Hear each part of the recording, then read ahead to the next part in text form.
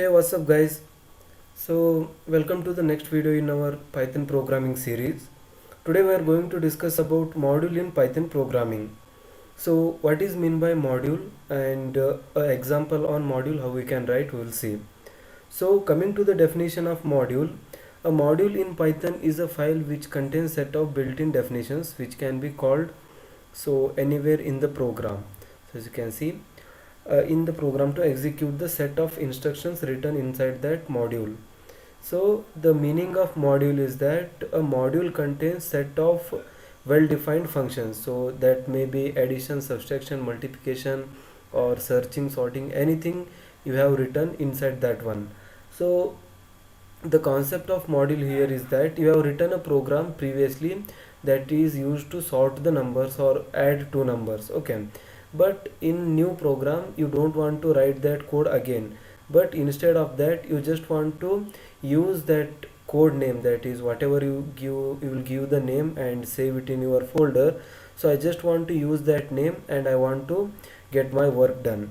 So that can be done in Python. So you just have to remember the name of the file by which you have saved the program, then call that name and just give the instruction what you want to do. So then it will automatically give you the result. So the one more great thing what I can say is the size of the code will be reduced drastically, because you are just calling the whole program by its name whatever you have saved. Okay, so that is the concept of module. So module is nothing but a built-in data type or built-in function. So like we are using numpy dot library, then other things like a number and a graphical user interface GUI tincter, so that is basically used to create the calculator. So like this they are nothing but the built-in modules itself. So we are calling these as built-in functions which are having a number of return functions inside, and we can use them directly without coding for those things.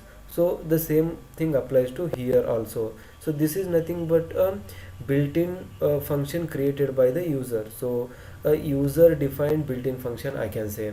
So that's all about the module.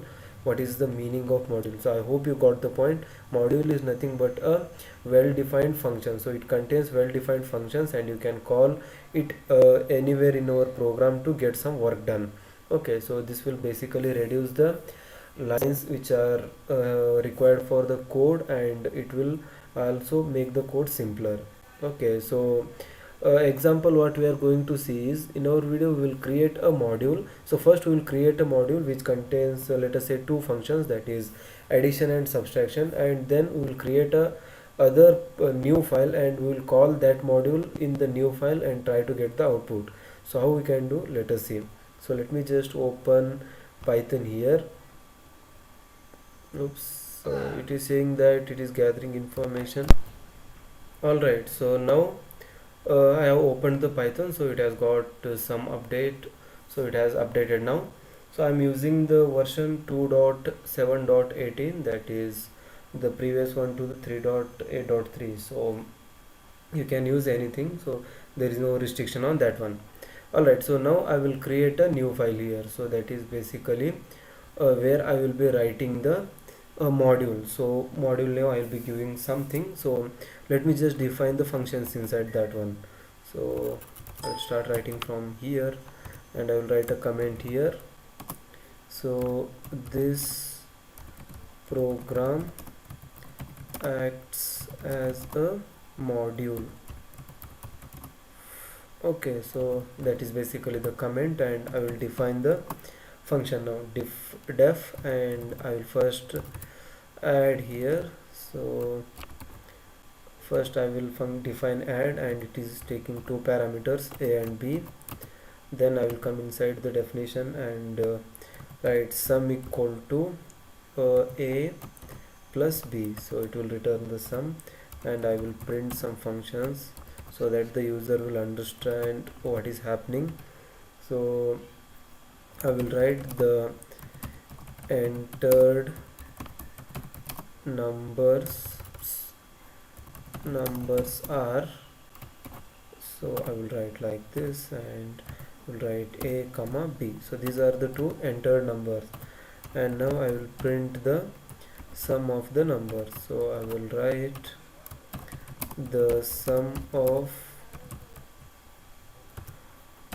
entered numbers is, so let me just write like this, and I will write the sum here. Okay, so this will basically give me the sum, and then I will come out of this one by writing a return statement. So this is basically one definition which I am writing. So let me just save this one. So first I will show you for one, and I will write like this, addition. Okay, I have saved with the name addition. So that is basically the module name. Okay, so remember that one, we need to call that one. So I will now create a new file, so where I will be writing the actual main code. Okay, so how I will be writing main code? First I have to import the module. So this is the standard keyword which I am using, import, and module name is addition. So make sure that you are writing addition in a correct manner, that is whatever you have written while defining that one. So I will use the dot operator to do the work of addition. So I will write addition dot, so this is the function name which I am calling, and the parameters are 2, 2. Then so as you can see, I have a new file and I imported the module addition, and I have just written one line here, so that is addition and dot add 2, 2. So this add is the defined or the function which is written inside this addition, and now I am calling add from the addition. So I will save this one. Let us say, okay, so I will name it as module. Okay, so I will name it as module, and I am try to run this one. So as you can see, the entered numbers are 2, 2, and the sum of the entered numbers is 4. So it is directly giving me the sum. Instead of writing sum equal to a plus b, I can just call this one. So as you can see, I have not defined anything in this program. So whatever I have defined is in the previous program or the program which is away from this one. So that is not in this window, it is in the other window. So as you can see, it the addition definition is defined here, that is in module addition, and I am calling it in the new program with just a one line. So that is the beauty of module. So you can have a 100 lines program, and you will be just calling it with the help of one definition or the one line, and you will be able to do your work. Okay, so now I will take it to the next level. So what I will do, I will define another definition, so which will give me the subtraction. So I will write like this, def and subtract. So subtract I will write, then oops, so I will give two parameters again, a and b. So I will come into inside this loop and definition, and then I will write sub equal to, so I will just write, let me just write this one as sub. So I will be writing sub, and here I will write subtract is equal to a minus b. So this will give me the subtraction. So I will write print again, same as the previous one. So the entered numbers are and then I will write a comma b. Okay, then I will go to the next print statement where I will be printing the result. So I will write the subtraction of numbers is, so I will write so I will write subtract here. So I will be writing subtract, and then I will go to the next statement, that is return. It will come out of this loop, and I will just save this one, and I will open my previous program, that is this one, and I will write again. It is in the same module addition, so I will call that one addition dot, and the name of the function is subtract. So I will write sub, and I will pass the parameters. So let us say 8 is the first number and 4 is the second number. So that's it, one line for calling that subtraction definition. So I will save this one, Control S, and I will try to run. So let me just run this one. So you can see in the output the entered numbers are 2 comma 2, and the sum of the entered numbers is 4.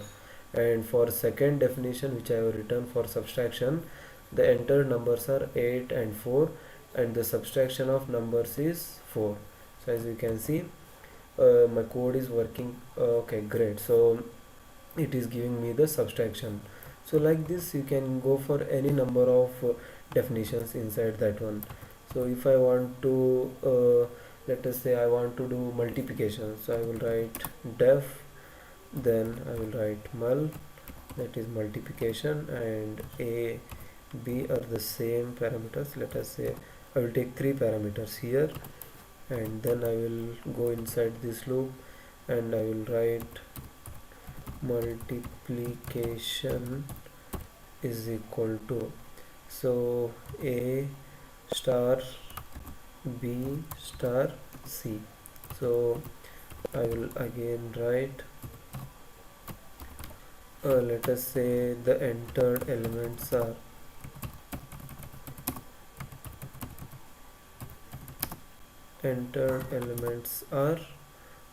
then I will define the elements here. So a comma b comma c. So these are the elements which are entered, and again I will write a print statement saying that the multiplication of the entered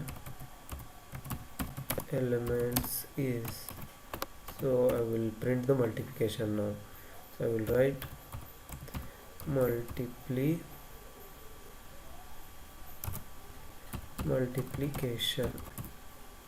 So I will write multiplication. So make sure that you are using the same name. So multiplication and multiplication are correct. Okay, so then I will write the last statement, that is to come out of this definition, that is return. Okay, I will save this one and I will go to my next program. So that is here. Okay, so then I will again call the module addition. So I will write addition, then I will use the function name mul, and I will give 3 variables, that is 2, 2 and 2. Okay, I have to remove this one. So 2, 2, 2. Alright, so I will save this one and try to run. Okay, so now we can see the output. So the entered numbers are 2, 2, sum is 4, 8, 4, subtraction is 4, and these are the 3 numbers which I have entered, 2, 2 and 2. 2 to the 4, 4 to the 8. So the multiplication is 8 here. So like this you can go for any number of definitions which you want to write. Okay, so there is no restriction that you should be writing only 2 or 3 definitions inside this module. So you can have 1,000-line code and you will be calling that code with just with the help of one line. So it is huge amount of reduction in the number of lines required for the particular code. So what if you want to know the definition? So if there is a module named addition and you don't know what are all the definitions which are written inside that module. So for this module, that is addition, I know that there are 3 definitions, that is addition, multiplication and subtraction.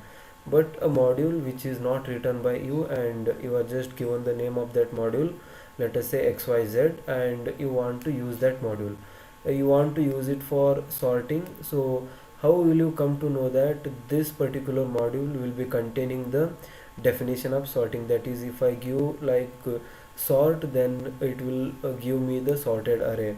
So is there any way to find out the number of definitions or the definitions which are written inside that module? So yes, there is a built-in function inside a Python called a dir. So that will basically give me the strings which are present inside that module in a sorted manner. Okay, so as you can see here, I have executed that string, that is dir function here, dir, and you have to give the module name. So let me just execute once again. So dir, and inside the round brackets you have to write the module name. So module name is addition. So I will write addition and hit enter. So as soon as I hit enter, it is showing built-ins, doc, file, name and package. So these are the four strings which are available always, and then the these are the three things which are actually written by me. So that is add, mul and subtract. So these are the three built-ins which are written by me, and they are the definitions which are present in the module. So by using dir function, you can actually find out the different types of functions, built-in functions which are written inside a particular module. So this is very helpful, guys. You can actually assess the, or you will come to know what are all the definitions which are written inside that module. So that's all about the module. So how to define module. So let me just quickly recap whatever we've done. So until now we have seen what is meant by module and why it is very important to use module. So how we can create a module and how we will be using that module to get our work done. So these are all the things which I have covered, and I hope you understood this video.